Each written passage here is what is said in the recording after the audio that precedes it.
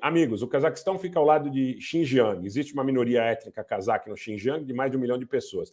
É natural a China e o Cazaquistão terem boas relações. Se bem é verdade, boa noite, Heron. Se bem é verdade, Anderson, quero dizer o seguinte, que para o Cazaquistão, você tem um componente aí que seria relativamente, vamos dizer, ameaçador na presença da China, como um vizinho que tem mais de 1 bilhão e 200 milhões de habitantes, que é a pressão demográfica.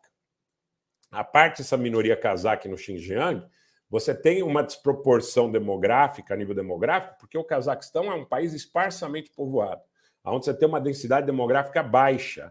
Então, na medida em que a China exerça mais influência sobre o Cazaquistão e que mais chineses migrem para o Cazaquistão, você pode, em algum momento, gerar um desequilíbrio sob o ponto de vista demográfico em favor da China. O que existe hoje no Cazaquistão é uma influência russa importante, inclusive a nível cultural, a nível de língua, a nível de educação, a nível de herança cultural, sob o ponto de vista da poesia, da música, dos monumentos, do cinema e tudo mais, porque o cazaque é falado apenas em regiões mais remotas, em regiões rurais. E o russo é falado nas mais importantes cidades, majoritariamente, herança do período soviético. A grande ameaça desta aproximação com a China, sob o ponto de vista da manutenção da soberania, seria uma pressão demográfica de longo prazo. Uma pressão demográfica de longo prazo. Esse é o fato. É médio e longo prazo, Pedro. Exatamente. Exatamente. Em relação à questão do Brasil, gente, eu quero dizer o seguinte, que vamos fazer uma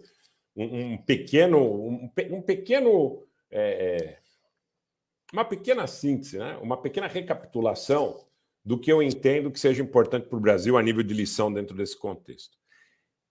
Depender de alianças, sejam elas militares, sejam elas pactos, sem que nós tenhamos, não que elas sejam importantes, tá?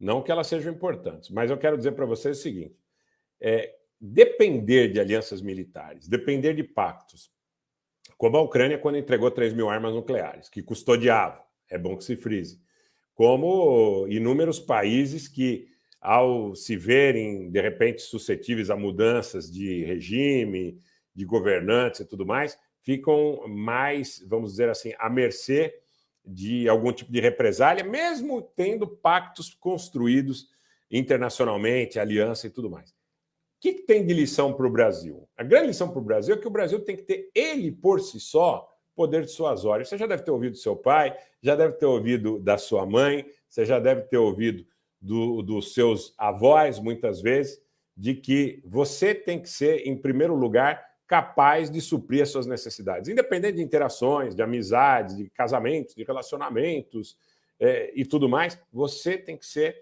o dono da sua vida. Quem tem que tomar conta da sua vida é você. Então, isso vale para o Brasil. O Brasil, independente dessa questão da multilateralidade, da capacidade de negociar com todos, ele deve ter meios e poder dissuasório próprios para que ele não esteja à mercê da boa vontade de terceiros. Eu entendo dessa forma.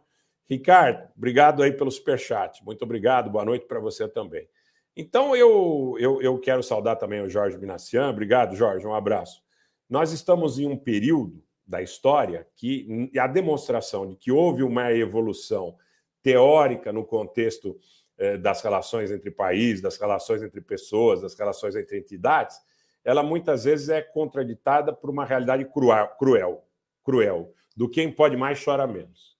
Ainda vivemos uma sociedade onde a gente tem muito do quem pode mais chora menos. Então, eu concordo com o Marcelo Bangoim, pactos não são garantias. É importante você pactuar, é importante você prezar pelos pactos que você celebra, mas sem a capacidade de preparar-se para a guerra, você não pode assegurar a paz. Por isso eu imagino que um país que é detentor de armamento nuclear, ele é capaz de assegurar para si um certo grau de segurança e de estabilidade que nenhum pacto é capaz de assegurar. Sebastião Chassonich, muito obrigado pelo super sticker.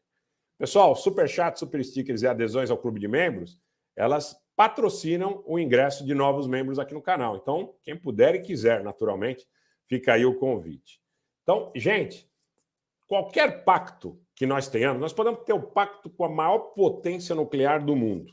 Nós podemos ter um melhor pacto com os melhores parceiros num determinado momento, sob o ponto de vista das trocas comerciais, das garantias, das barreiras, dos financiamentos e tudo mais. Mas se você não for capaz de assegurar o seu poder de, independente destes pactos, garantir que você não será atingido em momentos de qualquer mudança, inclusive na construção destas alianças, você não tem garantia nenhuma. Eu vou dar exemplos 1000 aqui para vocês. Nós tivemos o final da União Soviética e, ao cabo, no final da União Soviética, nós tivemos uma série de conflitos étnicos, regionais, inclusive a própria questão do Nagorno-Karabakh, que é, sob o ponto de vista da Constituição Soviética, anterior ao Azerbaijão. Sai assegurando todas as nuances de pactos, ou seja, Constituição Soviética. Tem uma matéria no blog Velho General, da Angela Manatsakian, onde ela conta a história do Nagorno-Karabakh. Nagorno-Karabakh entra sob o jugo de oblast autônomo, de província autônoma no Azerbaijão, sob a ordem de Joseph Stalin, juntamente com Nakhchivan, e preserva uma população de maioria, de cerca de 90% da população armênia, que é milenar, mas sai desse jugo, que dura 6 décadas aproximadamente, sob a Constituição Soviética. É um pacto. O Politburo, tá? O Politburo de Nagorno-Karabakh aprovou por maioria absoluta. 2 referendos aprovaram por maioria absoluta. Mas o que aconteceu depois? Os azeris atacaram Nagorno-Karabakh, porque os pactos, as leis, elas não se sobrepuseram à força. Tá? Então, é um exemplo. Outro exemplo que a gente pode citar é o próprio Pacto de Budapeste, onde você tem os Estados Unidos, a Grã-Bretanha e a própria Rússia assegurando que a Ucrânia, ao devolver as armas nucleares que custodiava na década de 90 e 94, ela não seria objeto de ataque. E a situação que acontece no momento posterior, os senhores conhecem. Então, o melhor pacto é você ter poder dissuasório. Ninguém ataca um país que efetivamente possa causar, numa represália, um estrago muito grande ao agressor. Esse é o ponto. Esse é o ponto. Isso precisa ser objeto de consideração por parte da sociedade.